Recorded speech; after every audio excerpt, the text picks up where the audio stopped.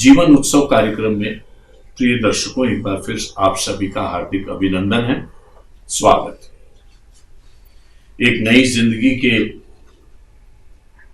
सपने को लेकर हम आज फिर प्रभु के वचन के साथ आपकी खिदमत में उपस्थित हैं। परमेश्वर ने कहा, मैं तुम्हें नया जीवन प्रदान करूंगा, पुरानी बातें समाप्त हो जाएंगी। प्रिय दर्शकों, आज से हम एक नई सीरीज को प्रारंभ करने जा रहे हैं और वह है यीशु जी के पवित्र दृष्टांत।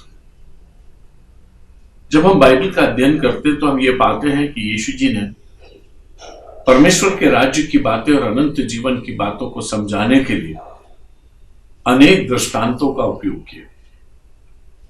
नए नियम में इस प्रकार के कुल 38 दृष्टांत हमें देखने को मिलते हैं। हम प्रयास करेंगे कि एक एक दृष्टांत को हम इन कार्यक्रमों में ले सकें।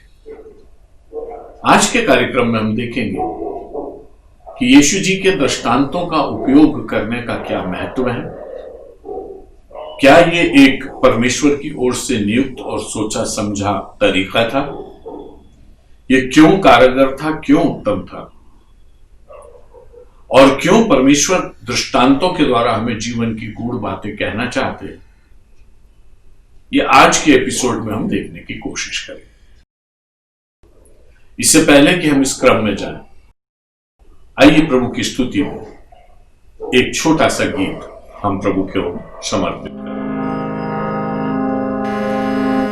ओ तेरी आशीष हम पर और तेरा ही ध्यान हो,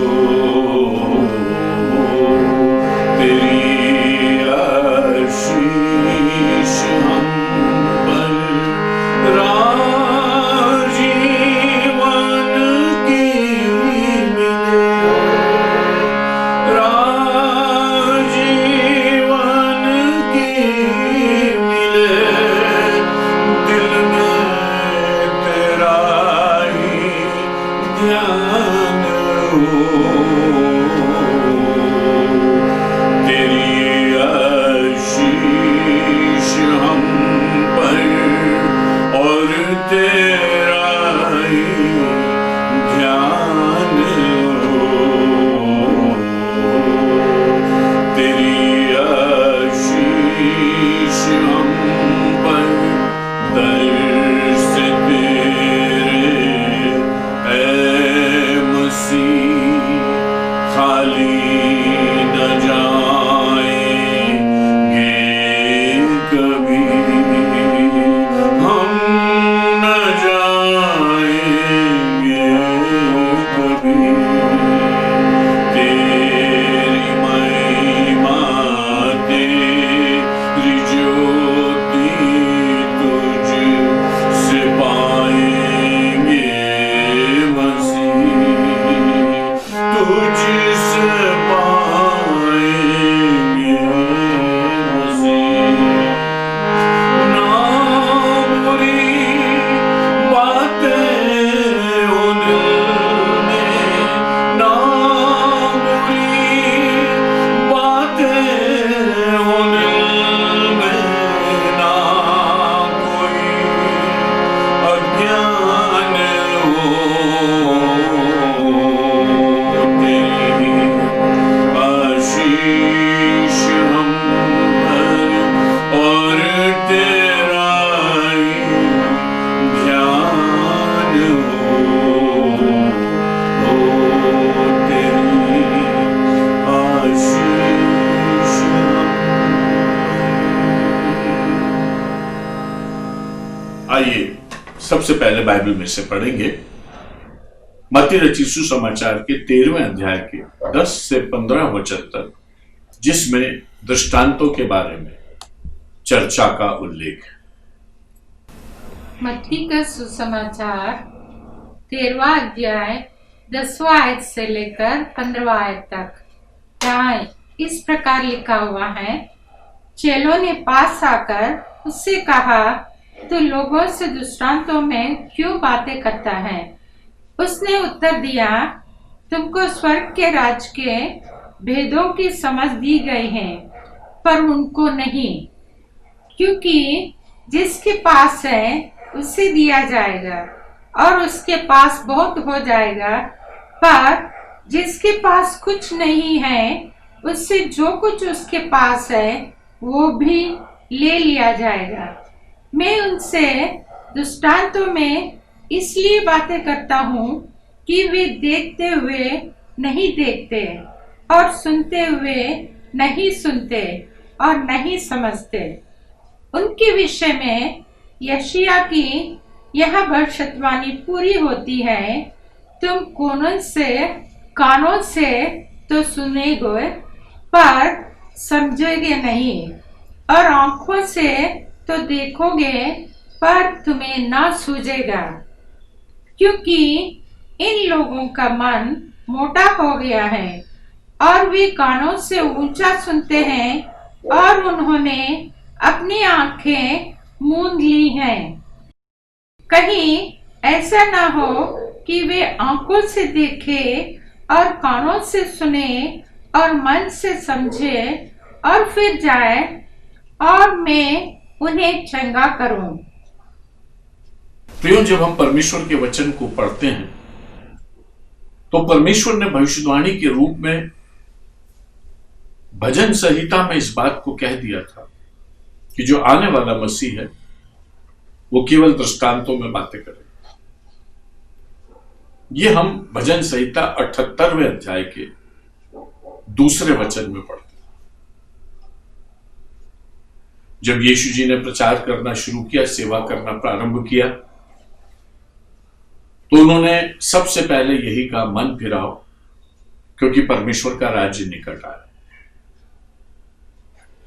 अर्थात उनकी घोषणा ये थी कि समय बदल रहा है, एक विशेष परिस्थिति का निर्माण हो रहा है और उसके अनुरूप मानवता के लिए आवश्यक है कि वो अपने बुरे चाल चलन से, अपने पिछले चाल चलन से अपने मन को फिरा ले और नई बातों के लिए अपने आप को तैयार करें। अब वे लोग जो नम्र और दीन बन रहे थे वे तो अपने मन को फिरा रहे थे, लेकिन कई ऐसे लोग थे जो इन परिस्थितियों के अनुरूप अपने जीवन में नम्रता और दीनता को नहीं ला पा रहे। परमेश्वर ने इस भेद को, इस अंतर को एड्रेस करने के लिए, इसका निदान करने के लिए एक विधि दी, और विधि इस प्रकार से थी कि परमेश्वर का वचन एक खुले भेद के समान, ओपन सीक्रेट के समान लोगों के सामने रखा जाए। जो नम्र होगा वो उसे पालेगा और जो कठोर होगा वो पढ़ते हुए भी अनपढ़ जैसा रहेगा। जब हम यीशु जी के दृष्टांतों को देखते हैं, अक्सर लोग कहते हैं वो बहुत अच्छे शिक्षक थे, इसलिए उपमाएं देकर, तुलनाएं कर करके समझाते थे। आज भी शिक्षण विधि में शायद ये सबसे अच्छे तरीकों में से गिना जाता है, लेकिन परमेश्वर का वचन कुछ और कहता है। यीशु जी ने अनेक बातें अद्भुत रीति से सिखाई और इसमें कोई दो मत नहीं कि आज भी विश्व के सबसे महान और बड़े शिक्षक के रूप में उन्हें जाना जाता है। उनके वचन की अनुगूंज इस संसार में तब से अब तक कभी भी कम नहीं हो, बल्कि बढ़ती चली जा रही। यीशु उन्हें दृष्टांतों में समझाने लगे। यह विधि अभी तक कोई नहीं अपना रहा था। महायाजक और शास्त्री जो मूसा की किताबों को पढ़ते थे, पुराने नियम को पढ़ते थे, सीधे वचन से पढ़ते थे और उसकी व्याख्या करते थे। उनके आसपास जो अन्य धर्मों के शिक्षक थे, उनकी शैली में भी दृष्टांतों का उपयोग नहीं था। तो ये जो नयापन यीशु जी लेकर आए, ये चेलों के लिए और अन्य लोगों के लिए भी कौतूहल का कारण हो गया कि वे क्यों दृष्टांतों में बात करते।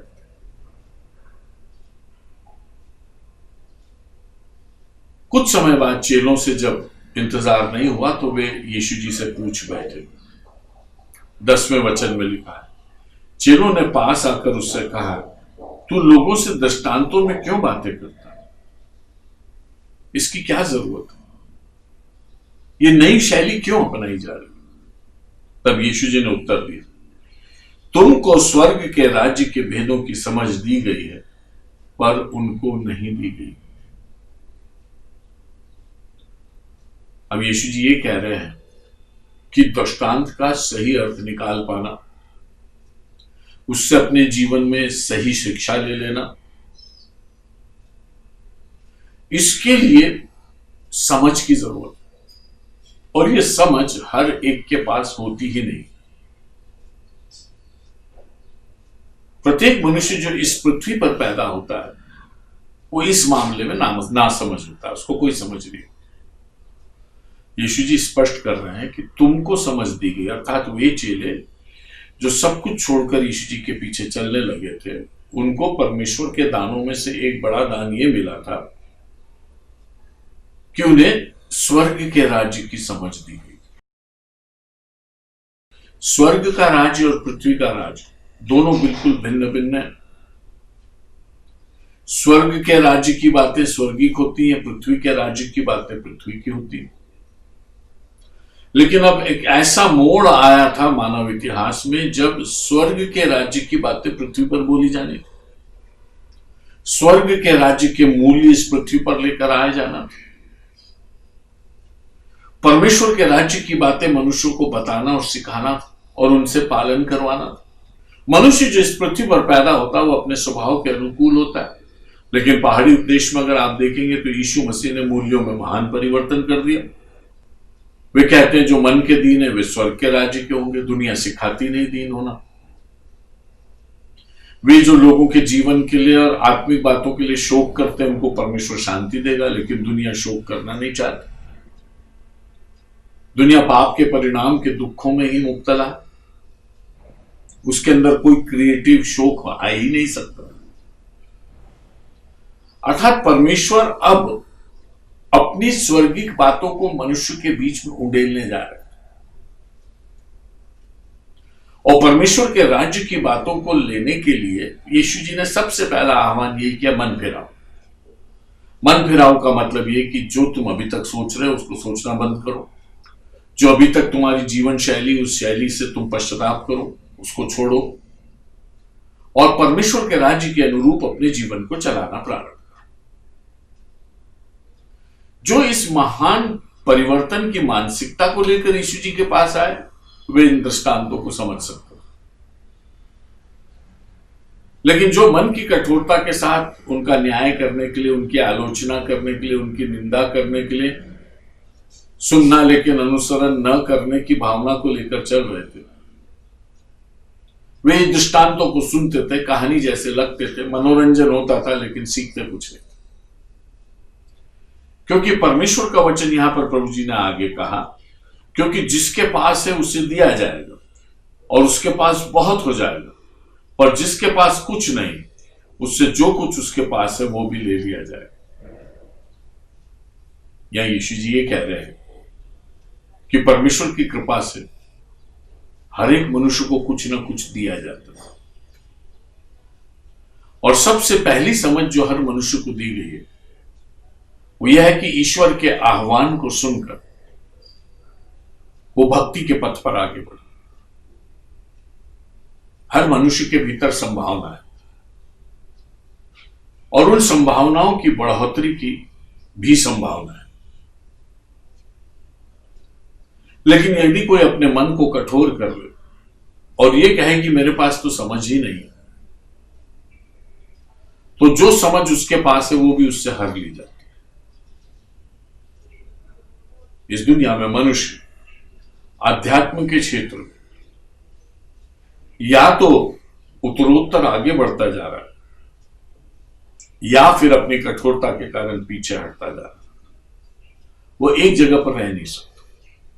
जिसके पास समझ है, जो परमेश्वर से समझ मांगता है, उससे समझ मिलती है और वो नम्रता और दीनता से परमेश्वर के वचन को सुनता है, परमेश्वर उसकी समझ में इजाफा करता है और वो परमेश्वर के राज्य के इशारों को समझने लगता है और परमेश्वर के राज्य के भेद उस पर प्रकट होते चले जाते हैं। उसे और दिया जाता, उसका भंडार बढ़ता चला जाता। अगर परमेश्वर का वचन अभी तक आपके दिल के दरवाजे पर दस्तक ही कर रहा है और भीतर कुछ काम नहीं हुआ, तो ये तय समझ लीजिए कि आप खोने वालों हैं। और धीरे धीरे करके जब हम कठोर होते जाते हैं तो वचन के प्रति हम सुन्न होते चले जाते हैं। जो हमारे पास है उसका भी हम इनकार करते हैं। परमेश्वर ने अपनी दुनिया को बहुत निराला बनाया और हर मनुष्य के अंदर अपनी अच्छाइयों को भरा,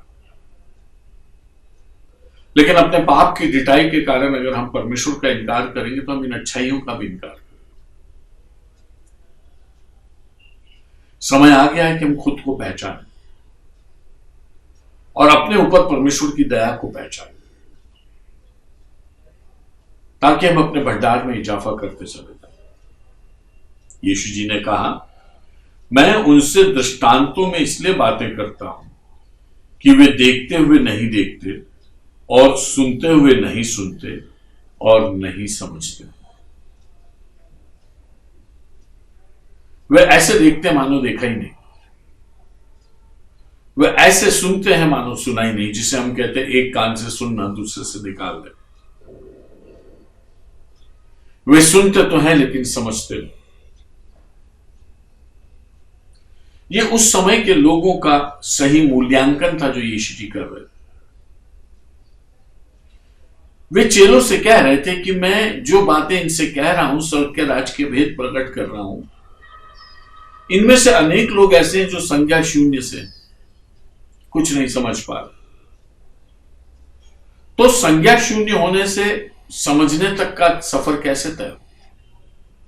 भक्ति से, अपने बुरे चाल चलन से फिरने से, पश्चाताप करने से, यीशु जी को पवित्र जानकर अपने आप को पापी स्वीकार करने से समझ के दरवाजे खुलते चले। हम जानते हैं कि मनुष्य के अंदर यह समझ है कि वह ना समझ है, और वह हर जगह हाथ इसलिए जोड़ता है क्योंकि उसको ऐसा लगता है कि उसमें घटी और कमी है। लेकिन जब तक परमेश्वर पुत्र के सामने मनुष्य सही रीति से पश्चाताप ना करे और सही रीति से नम्र ना बने, तब तक वो परमेश्वर के भेदों को समझ नहीं पाता, परमेश्वर के राज्य को समझे।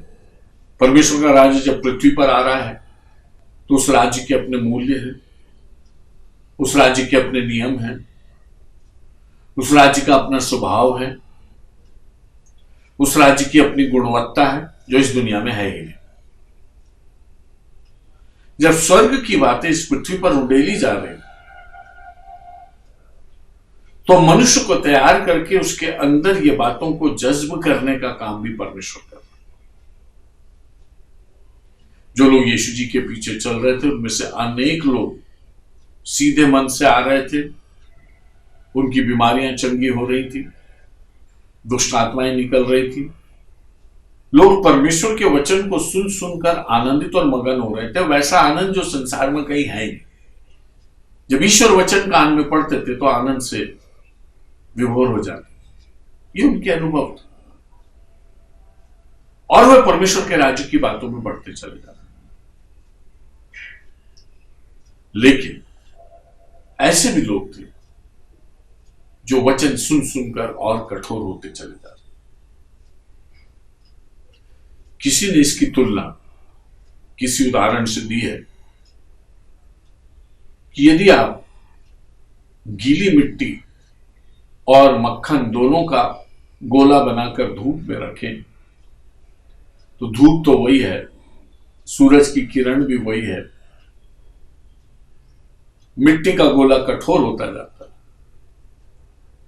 और मक्खन का गोला पिघलता चला जाता है। धूप वही है। यही भेद था परमेश्वर के वचन के दृष्टांत। अगर आप कह रहे हैं कि वो बहुत कुशल शिक्षक थे, बहुत अच्छी तरह से आपको समझाया, तो फिर आपकी मिट्टी कठोर क्यों होगी? आप पश्चाताप क्यों नहीं कर रहे? आप परमेश्वर के चरणों में क्यों नहीं आ रहे? वचन के गूढ़ भेद आपके ऊपर क्यों नहीं खुल रहे? आप सतह पर से देखकर ही संतुष्ट क्यों हैं? आप गहरे क्यों नहीं उतर? क्योंकि मन में कठोरता।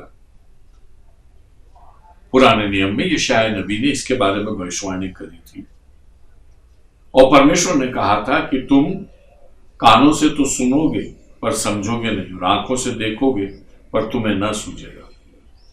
आगे वो कहते हैं, कहीं ऐसा ना हो कि वो आंखों से देखे और कानों से सुने और मन से समझे और फिर जाएं और मैं उन्हें चंगा करूं। उनकी लंबी कठोरता के कारण परमेश्वर उनको सुनाकर भी नहीं सुनाना चाहता, क्योंकि हम जानते हैं कि यीशु के आने से 400 साल पहले तक बहुत अधर्म, डार्क पीरियड कहा जाता है इतिहास का। मंदिर में सब तरह के पाप हुए। परमेश्वर इतनी आसानी से अपने भंडार को उनके लिए खोलने वाला नहीं था जब तक वे मन न फिरा। इसलिए खुदा कहता, ऐसा ना हो कि वे फिर जाएं और मैं उनको चंगा कर दूं, क्योंकि उनके कुकर्म उनके सिर पर चढ़कर होता।